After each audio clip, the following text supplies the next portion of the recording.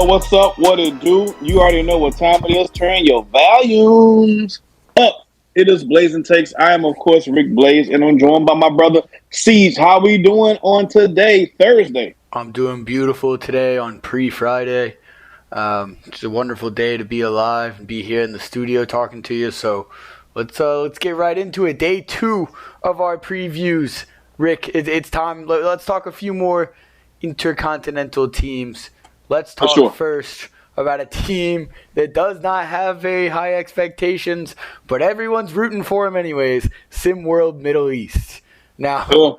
I'll start off saying head coach still the same man. Amir Fayez has not had the best luck with his record, but this year could be the year they turn it around. Their key player, there's really just one guy they're kind of leaning on, and that is Monteus Morbaskis. He was around last year. He was their leading scorer, put up about 12 a game.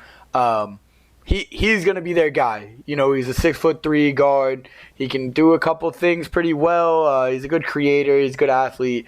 But he's their guy. He is going to be their guy. Their success is going to be based on whether or not he can kind of take the next jump, the next leap to that next level of player. And if he can do so, they're going to find some success. But the second guy I think people need to watch for on this team is newcomer Hussein Al-Noor. He's 6'10". He's got some nice stuff in his bag offensively. And then, there's the team surrounding him. But those are the two main guys to watch, Monteus being really the big focus for this team. Yeah. How many games did they win last season? Let me 4, 5. Production, can we get some stats on that? They're going to get that for us.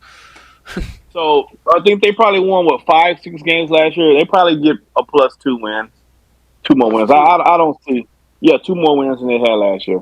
Whatever number that was, they're gonna get 2 more than they had. It is what it is. Now, for the guys you mentioned, more Boscas. Four wins. I'm hearing from our production. 4 wins.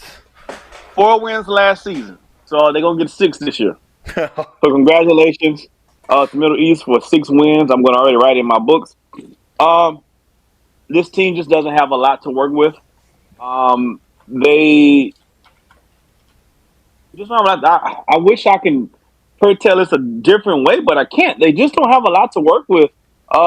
More Baskets are going to do well, and so I'm just going to say this: the good, the bad, and the ugly about this team. The good news is they got more Baskets. The bad news is one more Baskets. And the ugly part of the whole team is they need more guys like more Baskets. Like, that's the summary of this squad. They're going to have to – they don't have a particular style that I think is going to really benefit them, to really put them over the top. They lack the perimeter defense. They don't have much of a presence defensively in the post, in the paint as well. They don't really have any bona fide shooters besides Al Roy, Hussein Al-Roy, I guess that's how that's pronounced. So, yeah, this team is going to struggle. They're going to be on the struggle bus all season long. So, buckle up. The struggle bus is real. 6 wins is my prediction for Middle East. Look, +2 wins could be generous for this team. And it's kind of like we were saying, this whole team, they're really going to rest on, if they're going to get more than 2 wins, it's going to be because Morbaskis can become an all-SimWorld type of player, which, I mean, let's be honest, he's a great player, he's a good guy, and he's going to have the green light. He's going to be able to do just about whatever he wants with this team. But, again, they're not working with a whole lot. Coach Faiz is going to have to figure something out. And I think realistically the only way that they come out and win more games than we're saying they're going to win is if he finds a way to be creative, is the word I want to use, with the roster that he has. Because you look at it, they have 2 6'10" guys on the roster. Hussein Al-Noor, who I mentioned, newcomer, he's solid. And then you got Latif Farhoud, who, another 6'10" guy, not great, but he led the team in rebounds last year with 6.1.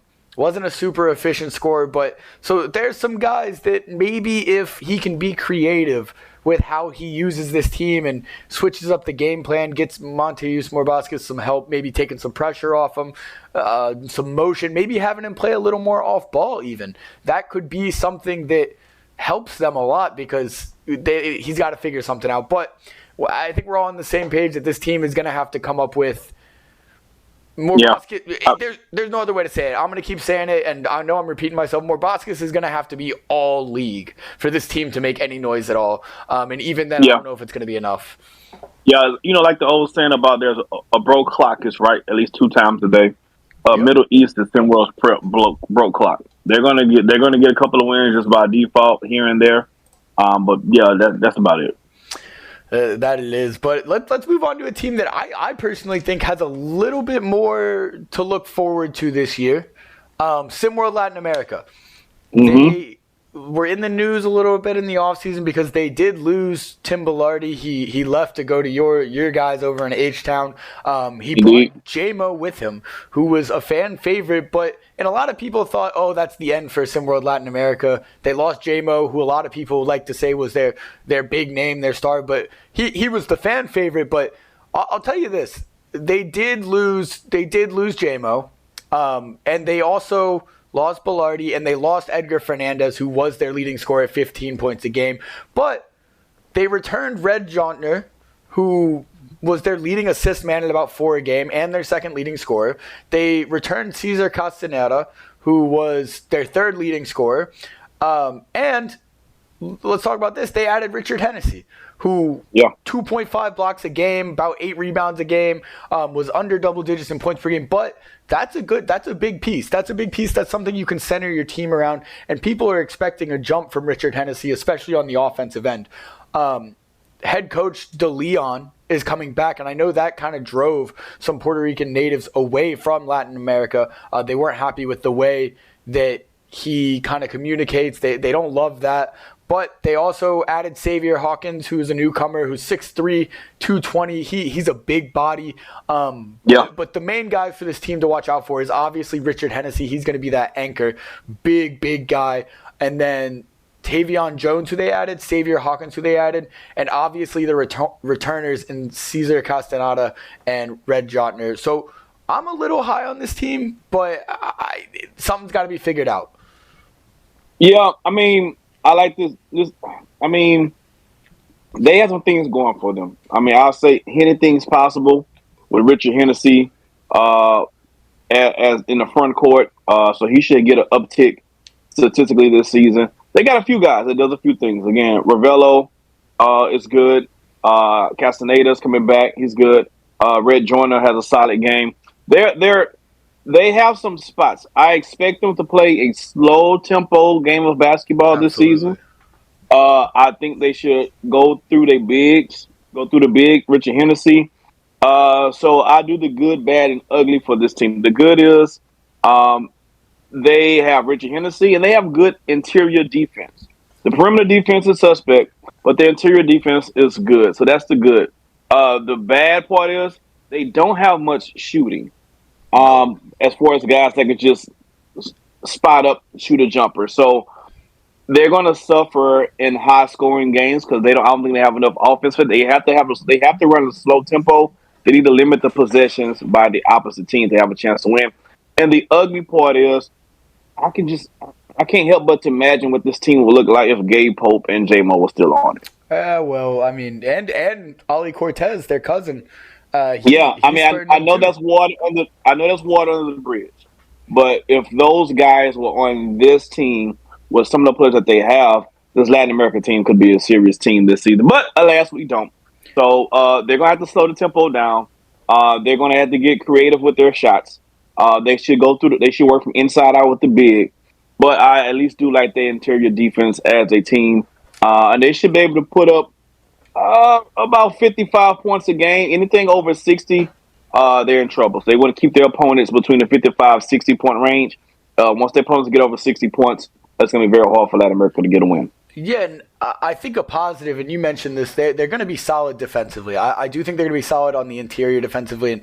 And they don't have maybe the best perimeter defenders, but what they do have going for them in that area is their guards and their wings do have a lot of size. We're looking at Xavier Hawkins, who's 6'3". He just came in 6'3", 220, likely a 1 or 2 guard, and he's a big guy. 6'3", 220 is big. You got Red Jontner, who was kind of their facilitator, not kind of. He was their leading assist man. He was their facilitator last year. Stands at 6'4". That's a lot bigger than you see facilitators at this level most of the time. And Cesar Castaneda, he is a 6'6", 208-pound kind of combo guard. Could play the wing. So all of that next to a Richard Hennessy at 7 foot, and they got Hans Pierre backing him up, a 6'11", 15-year-old. So all that to say, there is something to work with, and that something is something you can't teach, and it is size. They have a lot of size. So if DeLeon can play a scheme and play a game that is going to use that to their advantage, I think they'll be able to pull out a few more wins than some people might expect. I agree. I can see them getting anywhere between. I can see them getting a respectable 12 to 14 wins this season. I think that's respectable. That's 12 to 14. That's all you can really ask for. Look, they pulled out 11 wins last year, so that's an improvement. You're always just looking for improvement. They are in a tough Intercontinental region, but as we talked about with the 2 Intercontinental teams we talked about yesterday, there's not a lot of size when it comes to the international teams. For that reason, if they can really use that to their advantage, they should be able to pull out a handful of wins. But they have to use that to their advantage. If they try and run with everyone and they try to play smaller, I think they're just losing their advantage. Absolutely, I agree. So that's what we're looking at right now. So those are the last 2 teams we talked about for today. Hey, let's discuss. Let's put it in the chat. How do you feel about Middle East? How do you feel about Latin America? What do you think about our thoughts about what it is? Coaches, have your notes ready? Players, it's time to get into it. Put it in the chat. Let's discuss. That's all we got. Tomorrow we'll be back with 2 other teams. We're keeping this thing rolling as we breaking down these teams until the season starts. This is Roll to December 1. See you guys on